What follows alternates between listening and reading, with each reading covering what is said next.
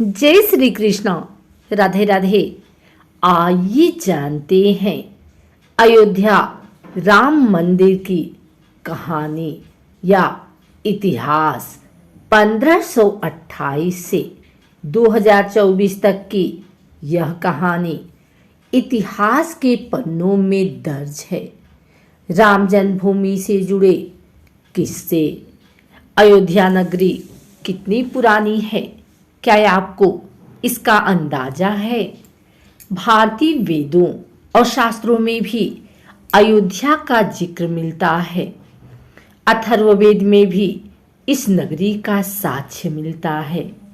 हमारी मान्यताओं में अयोध्या नगरी हमेशा से ही श्री राम की जन्मभूमि रही है। अयोध्या का धार्मिक इतिहास तो हमने रामायण में पढ़ा है, लेकिन इसके इतिहास का एक पन्ना विवादित भी है। हम बात कर रहे हैं बाबरी मस्जिद और इससे जुड़ी घटनाओं की। इस वक्त पूरा भारत श्री राम की मूर्ति की प्राण प्रतिष्ठा को लेकर खुशियों में सराबोर है। ऐसे में क्यों ना इतिहास के गलियारों में एक बार घूम लिया जाए। आज हम उन तारीखों की बात करते हैं जिन्होंने मौजूदा समय में राम मंदिर का स्वरूप निर्धारित करने में मदद की है। अधिकतर लोगों को लगता है कि यह विवाद 70 सालों से चला आ रहा है, लेकिन इसकी नींव असल में 16वीं सदी में ही रख दी गई थी। हालांकि उससे पहले भी अयोध्या नगरी में मंदिर और मस्जिद के विवाद रहे हैं, लेकिन आधुनिक इतिहास को हम साल 1528 से ही देख सकते हैं। अयोध्या का विवाद बाबरी मस्जिद से घिरा हुआ है। इसकी शुरुआत हुई साल 1528 में, जब बाबर के सेनापति मीर बाकी ने अयोध्या में बाबरी मस्जिद बनवाया। इस मस्जिद को मुगल काल की एक महत्वपूर्ण मस्जिद माना जाता था। वैसे बाबरी मस्जिद का मॉडर्न दस्तावेजों में भी जिक्र है। जैसे साल 1932 में छपी किताब अयोध्या ए हिस्ट्री में भी बताया गया है कि मीर बाकी को बाबर ने ही हुक्म दिया था कि अयोध्या में राम जन्मभूमि है और यहाँ के मंदिर को तोड़कर मस्जिद का निर्माण करवाना होगा। बाबर के सिपाही द्वारा बनाई गई इस मस्जिद का नाम बाबरी रख दिया गया। हालांकि इसे लेकर अभी भी विवाद है कि बाबरी मस्जिद को मंदिर तोड़कर ही बनाया गया था, लेकिन कई किताबें इसका जिक्र जरूर करती हैं कि मंदिर की सामग्री से ही मस्जिद का निर्माण शुरू किया गया था। उस वक्त क्या हुआ था, इसे लेकर कई दावे मिलते हैं। मस्जिद के बनने के 300 साल बाद इसे लेकर विवाद की पहली झलक दिखाई दी। अब जो इतिहास शुरू होने वाला था वह लंबी लड़ाई के साथ साथ विध्वंस की कहानी कहने वाला था। 1853 से 1855 के बीच में अयोध्या के मंदिरों को लेकर विवाद शुरू होने लगे। रिपोर्ट बताती है कि उस वक्त सुन्नी मुसलमानों के एक गुट ने हनुमानगढ़ी मंदिर पर हमला कर दिया था। उनका दावा था कि यह मंदिर मस्जिद को तोड़कर बनाया गया है। हालांकि इसका कोई भी साक्ष्य नहीं मिला। सर्वपल्ली गोपाल की किताब anatomy of confrontation Ayodhya and the rise of communal politics in India में भी इसका जिक्र है। किताब में यह कहा गया है कि उस वक्त हनुमानगढ़ी मंदिर बैरागियों के अधीन था और उन्होंने आसानी से मुसलमानों के गुट को हटा दिया था। तत्कालीन नवाब वाजिद अली शाह से इसके बारे में शिकायत भी की गई। अयोध्या तब नवाबों के अधीन थी और इस मामले को सुलझाने के लिए कमेटी बनाई गई। उस कमेटी की जांच रिपोर्ट में सामने आया कि वहां कोई भी मस्जिद था ही नहीं। उस वक्त नवाब वाजिद अली शाह ने हनुमानगढ़ी मंदिर पर एक और हमला रोका था।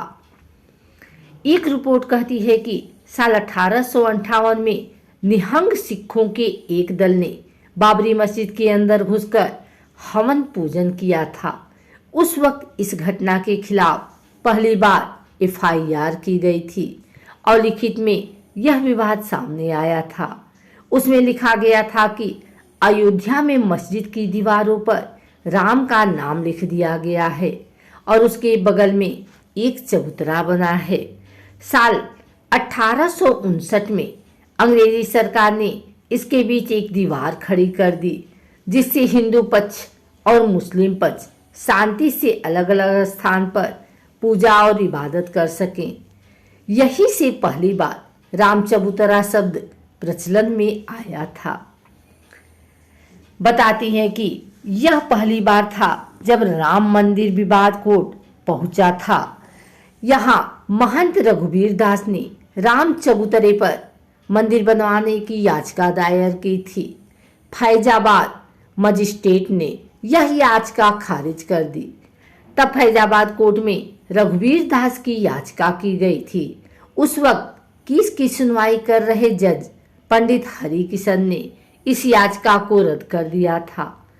उस वक्त पहली बार निर्मोही अखाड़ा सामने आया था और लोगों को उसके बारे में पता चला था। महंत रघुवीर दास उसी अखाड़े से थे। इसके बाद भी रघुवीर दास ने हार नहीं मानी और अंग्रेजी सरकार के जज से गुहार लगाई, लेकिन यहाँ भी याचिका को खारिज कर दिया गया। यह मामला यहीं दब गया और अगले 48 सालों तक मामला ठंडे बस्ते में रहा और छूट फूट शांतिपूर्ण विरोध होते रहे। सबसे पहले साल 1936 में मुसलमानों के दो समुदाय शिया और सुन्नी की लड़ाई हुई।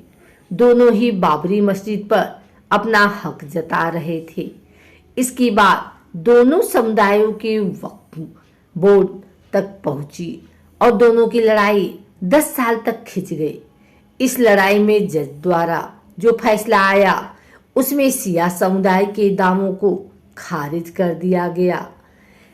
मॉडर्न समय में जब भी अयोध्या की बात होती है तो उसमें राजनीति शब्द जरूर सामने आता है। हालांकि इसकी शुरुआत बंटवारे के बाद ही हुई।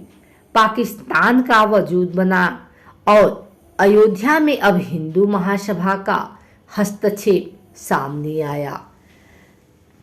कृष्णा झा और धीरेन्द्र के झा के किताब अयोध्या द डार्क नाइट सहित कई किताबें इस बारे में कहती हैं कि 1947 का अंत होते होते हिंदू महासभा द्वारा एक मीटिंग रखी गई थी जिसमें बाबरी मस्जिद पर कब्जे की बात कही गई थी। इसके बाद के चुनावों में पहली बार कांग्रेस पार्टी ने राम मंदिर को मुद्दा बनाया था। कांग्रेस के इस मुद्दे के बाद कोई और पार्टी कहीं टिक नहीं पाई और फैजाबाद में भी कांग्रेस जीत गई। अब तक हालात काफी खराब हो चुके थे। गाहें बगाहें खबरें आती रही कि हिंदू पक्ष ने बाबरी मस्जिद पर कब्जा कर लिया है, लेकिन तब तक ऐसा नहीं हुआ था।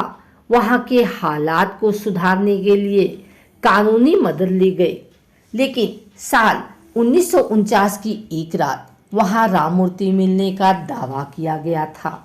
इस घटना के बाद हालात इतने गंभीर हो गए कि तत्कालीन प्रधानमंत्री जवाहरलाल नेहरू ने संज्ञान लिया। महज 6 दिनों के अंदर ही बाबरी मस्जिद पर ताला लगा दिया गया। उस वक्त हिंदू पक्ष ने दावा किया था कि रामलला की मूर्ति अपने आप वहां प्रकट हुई है, लेकिन इस दावे को खारिज कर दिया गया।